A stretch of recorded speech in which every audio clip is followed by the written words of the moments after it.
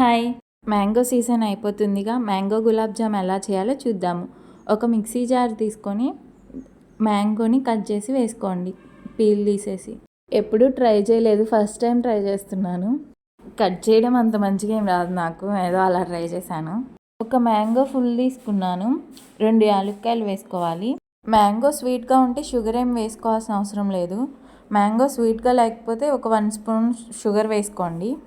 Tea glass పాలు పోసుకొని mixie పట్టుకోవాలి. మెత్తగా పేస్ట్ లాగా మిక్సీ పట్టుకోండి. స్టవ్ ఆన్ చేసి ఒక ప్యాన్ పెట్టుకొని 1 స్పూన్ నెయ్యి వేసుకోవాలి. నెయ్యి హీట్ అయ్యాక బొంబాయి రవ్వ వేసుకోవాలి. అదే ఉప్మా రవ్వ, సూజీ రవ్వ. రవ్వ బాగా ఫ్రై అవ్వాలి. 1/2 కేజీ వరకు తీసుకున్నాను నేను. 1/2 కేజీ బెల్లం తీసుకోవాలి. కొన్ని వాటర్ పోసుకొని స్టవ్ ఆన్ చేసి హీట్ చేయండి.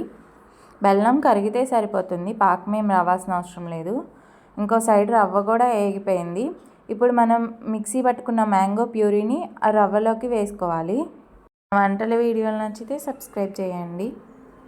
బాగా మిక్స్ చేసుకోవాలి. నేను కొంచెం కలర్ వేసుకున్నాను. బాగా మిక్స్ చేయండి.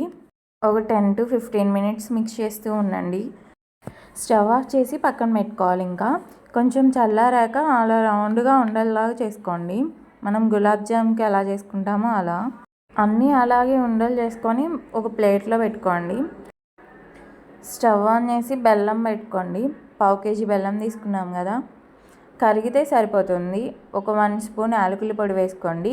డీప్ ఫ్రైకి సరిపోయేంత ఆయిల్ పెట్టుకొని మనం రౌండ్గా చేసుకున్న గులాబ్ జాముల్ని ఆయిల్లోకి వేసుకోవాలి. ఆల్రెడీ పిండి ఉడికినదే కాబట్టి కొంచెం ఫ్రై అయితే సరిపోతుంది. ఫస్ట్ డేస్ని బాగా వచ్చాయి, సెకండ్ డేస్ని ఎందుకు పోయినాయో అర్థం కాలేదు. కొన్ని మాత్రమే వచ్చాయి, మిగతావి అంతా సపరేట్ అయిపోయాయి. చూడండి ఎలా అయిపోయిందో, ఫెయిల్ అయిపోయింది, అంతా వేస్ట్ అయిపోయింది. ఆయిల్లో ఫ్రై చేసేటప్పుడు కూడా ఇలాగే అయిపోయాయి మొత్తం అన్నీ. కొన్ని ఒక 5 అలా వచ్చాయి, అవన్నా మంచిగా ఉంటాయంటే అవి కూడా ఇలానే అయిపోయాయి. అన్నీ వేస్ట్ అయిపోయాయి. Thank you.